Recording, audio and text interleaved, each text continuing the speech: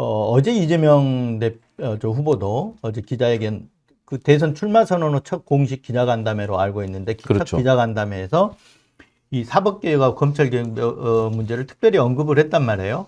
이거 민생 회복보다 더 시급한 문제 아니다. 후순위다. 뭐 이런 취지로 얘기를 했어요. 그래서 지금 비법조인들, 변호사학위 없는 비법조인을 대법관으로 임명하는 그 문제를 자꾸 제가 아침에 갖고 왔어요. 이렇게 이걸 프레임화 시키려고 지금 막 하거든요. 야. 왜냐하면 이제 이재명이 되면 사법부까지 장악하려고 한다. 이런 프레임으로 접근하기 위해서 자꾸 이거를 일면톱이에요. 예. 뭐 사설에 그냥 이렇게 어떤 의견을 밝힌 것도 아니고 일면톱으로 해서 이렇게 쓰는 게 뭐냐면 이걸 프레임화 시켜가지고 이게 이재명 후보 쪽에 민주당이나 이쪽에 불리하다고 판단하는 이슈라고 보는 거예요, 지금. 그렇죠. 효과 까먹는 이슈라고 보는 거예요. 그래서 어제 분명하게 이재명 후보가 선을 그었잖아요. 후순위 그렇죠. 문제고 이건 민생 회복부터 한 다음에 다뤄야 될 문제다. 그랬음에도 불구하고 이거를 계속 키우는 거예요, 지금. 네. 이제 그런 측면이 있다라는 걸 알고 이 법관의 문제라든가 이런 걸 봐야 된다. 네. 조선일보의 프레임은 제가 느끼기에는 표를 깎아먹는 게 아니라 표를 깎기 위한 그렇죠. 다양한 보수 그렇죠. 이 진영의 전술 중에 하나고요. 보수 진영의 전술이긴 하지만 이거를 조선일보가 앞장서서 이런 프레임을 구성을 하는 거예요. 그렇죠. 그래서 야 이렇다 이렇게 지금 해서 이제 이 유튜브랑 이런 데서 쭉 또 이 프레임으로 전체 보수 유튜브들이 갈 거 아닙니까? 그러면 이게 지금 이쪽 민주당 입장에서는 굉장히 이재명 후보의 입장에서는 표를 깎이는 그런 그러니까요. 거죠. 네. 며칠 전에 그 조선일보 일면투에 저거 했잖아요. 60%대 네. 얘기를 하면서 완전히 뭐 다 그러니까 장악한다. 그렇죠. 이런 프레임이었잖아요. 이것도 네. 마찬가지잖아요. 네, 그것도 모든 걸 다 그렇고, 장악한다. 사법부까지 장악한다. 네. 이재명 그 지지율보다 1+1 그러니까 김문수 이준석 합하면 이재명 지지율을 더 넘는다. 이런 어떤 그래프 표시도 있었지 않습니까? 그렇죠. 이런 것들이 뭐냐면 단일화해라 맞습니다. 이런 식의 지금 이 프레임을 형성하고 있다라는 거죠. 원래 조선일보가 이런 정교한 프레임, 네. 정치 이 흐름을 바꾸는 그리고 자신들에게 유리한 쪽으로 바꾸는 데는 왜? 선수 아닙니까? 왜곡하는 거죠 지금. 그렇죠. 왜곡하는 거고 한동훈이 이제 그걸 파고 들어가지고 이 사법개혁 문제, 대법관 문제. 저는 이제 엊그제도 박관철 씨 나왔을 때 그 얘기를 했어요. 비법조인 대법관 중환하는 문제는 저도 그렇게 신중하게 생각해야 될 부분이다. 이 사법개혁 문제를 다루는 게 국민 생활에 직결되거든요. 그렇죠. 아닌 것 같아도 지금 직결되기 때문에 지금 조희대 대법원장 판결 때문에 지금 갑자기 이제 국민들이 분노에 차 있고 열이 받아 있잖아요. 그런 김에 화가 났다고 해서 이런 문제를 후딱후딱 처리하고 그런 문제가 아니고 신속하게 신중하게 처리해야 될 문제다. 그런 얘기를 한 거거든요. 네. 하지만 이게 논의는 될 수 있어요, 충분히. 그렇죠. 사회적 네. 논의는 네. 이루어져야죠. 그래서 이제 선우가 있는 거잖아요. 그래서 그렇죠. 그 가닥을 어제 이재명 후보는 민생 회복이 먼저고 이건 후순위다. 이렇게 정리를 했단 말이에요. 그런데도 불구하고 이렇게 이제 끌어올리는 게 보수 언론들은 끌어올려서 이거를 이제 득표율에 방해를 하려고 하는 거죠. 그렇죠. 네. 그런데 이제 오늘 그런 와중에 법관회의 아까 얘기했던 법관회의가 열립니다. 그 법관회의에서 논의될 내용이 이렇게 돼 있어요. 두 가지 안건입니다. 네. 재판 독립을 절대적으로 보장돼야 할 가치임을 확인함과 동시에 재판의 공정성을 준비하기 위해 노력할 것임을 밝힌다. 그러니까 기본 절대적 가치가 재판의 독립 해놓고 그 다음에 이제 재판의 공정성 문제.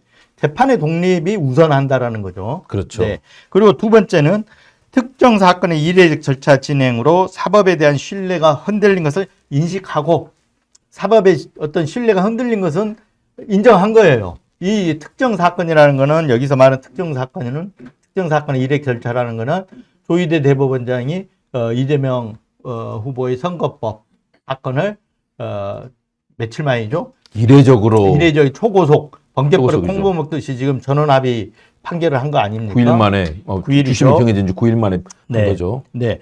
그렇게 그런 그 전례 없는 판결을 함으로써 사법의 정치와 사법의 전례 정도가 아니라 사상 최초의 그렇죠. 정말 미중유의 네. 사태 맞습니다. 놀라운 일 아니었습니까? 그래서 사법의 정치와 대부분의 어떤 정치 개입 논란을 불러왔잖아요. 그래서 그런 게 사법에 대한 신뢰가 흔들린 것을 인식하고 그다음에 그런데 그 개별 재판을 이유로 한 각종 책임 추궁이 재판 독립을 침해할 가능성에 대해 우려한다.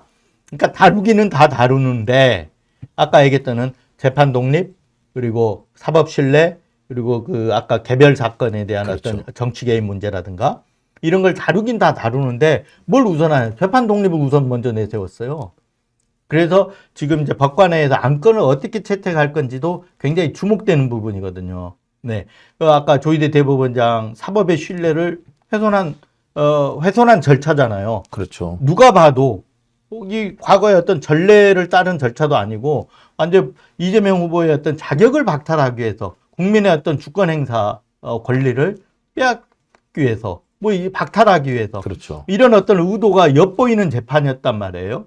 그래서 그 부분에 대해서 많은 사람들이 우려했고 논란이 되지 않았습니까? 여기에 대해서 어떤 입장을 낼지가 굉장히 이제 중요한데 이 워딩 하나하나에 따라서 굉장히 이 대선에 미치는 영향이 상당히 있을 수 있거든요. 이 지금 일부 나오는 분석에 따르면 맹탕 회의가 될 수도 있다. 그리고 그러니까 두 대선을 가지죠. 8일 앞두고 네. 전체에 이렇게 중대한 영향을 미치는 결정을 내릴 수 있을 것이냐. 그리고 개의를 하는데 반대한 판사도 그렇죠. 70명이 달했다고 그래요. 70명이니까 이제 이게 법관회의도 과반 이상이 찬성을 해야 과반이 64명 이상이 그렇죠. 돼야 126명이니까요. 예, 예. 64명 이상이 돼야 이제 과반에서 안건이 채택이 되는 거죠. 그러니까 그렇죠. 의결이 되는 거거든요. 그렇죠. 의결이 돼야만이 대외적으로 공표가 가능하잖아요. 네.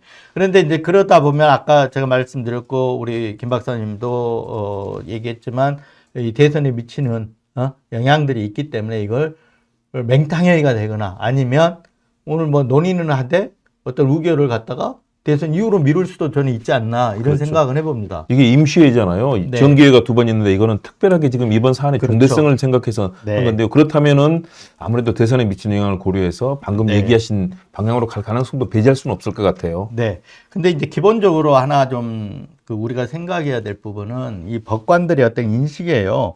그러니까 많은 법관들이 이 어떤 사법시험 그리고 지금은 이제 로스쿨 제도 이런 게 있지 않습니까? 그렇죠. 과거에는 사법시험을 통해 가지고 이제 법관이 되는 통로는 딱 하나의 사법시험밖에 없어요. 그걸 통과해야 되잖아요. 그렇죠. 예, 그래서 지금은 이제 그 로스쿨 제도가 있어서 로스쿨 통과하고 변시라 그러죠. 변호사 시험 한 다음에 일정 정도 경력을 갖춘 사람 중에 뽑거나 로스쿨 우수한 뭐 사람들을 뽑아가지고 이렇게 법관 충원을 하는 것으로 알고 있는데, 그러니까 과거부터 법관들의 생각은 뭐냐면 자신들 법대가 일반 재판을 받아보면 저는 많이 가봤거든요. 취재도 많이 해보고. 저도 좀 취재하느라 가봤습니다. 네, 실제 어떤 명예훼손으로 저도 또 이렇게 뭐 고소 고발 당한들이 있으면 그렇죠. 네, 억울함 가서 풀어야 되니까 하셔야죠. 그거. 뭐 가서 하기도 하고 또 아니 민사재판 같은 경우 하기도 하고 당하기도 하고. 네. 네, 민사 이제 명예훼손 같은 경우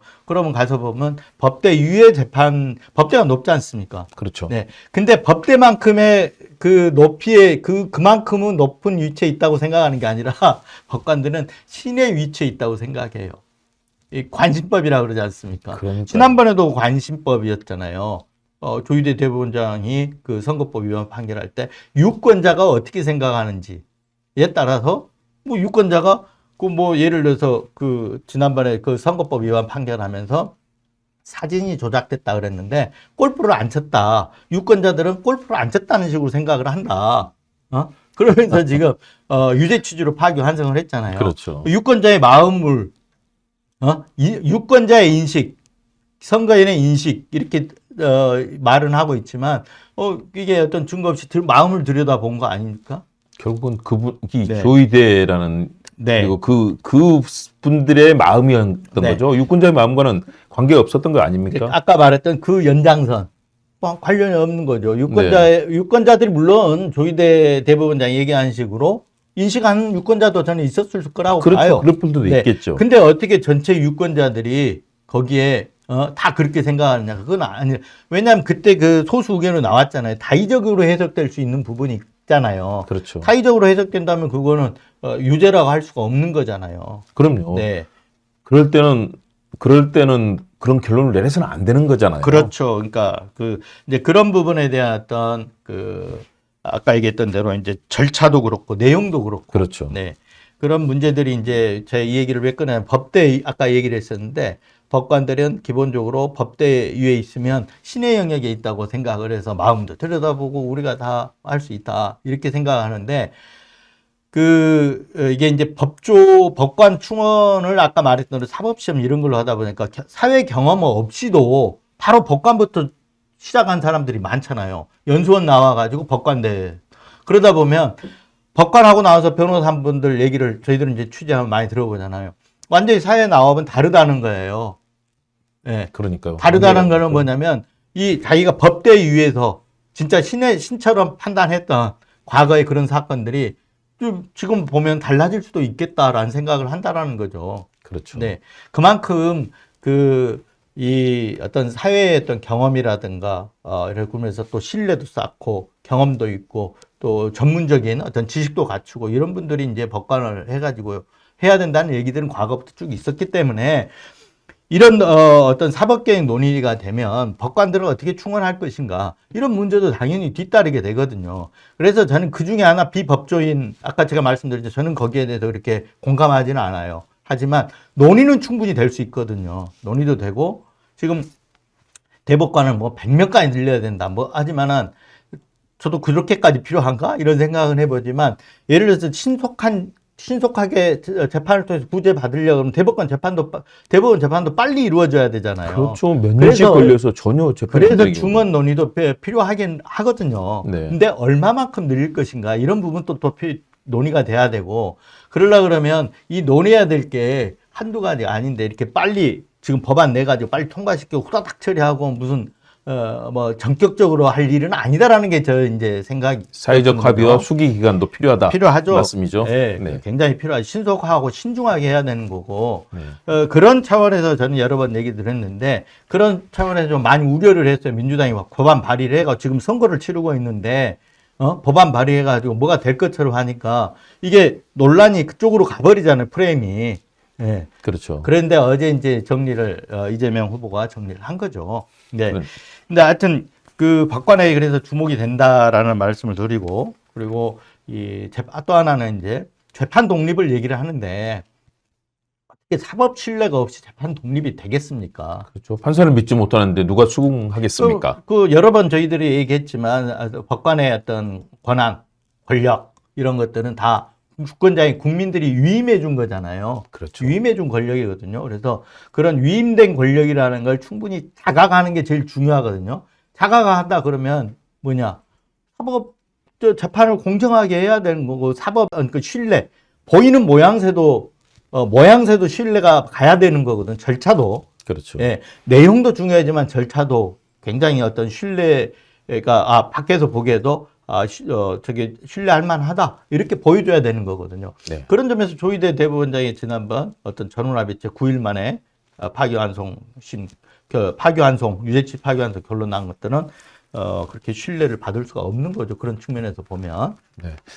네. 이인동 대표님이 얘기하신 사법부의 신뢰 또 국민을 섬기는 마음으로 제대로 국민의 신뢰를 받으면서 할 수 있는 사법부의 모습을 기대하면서요.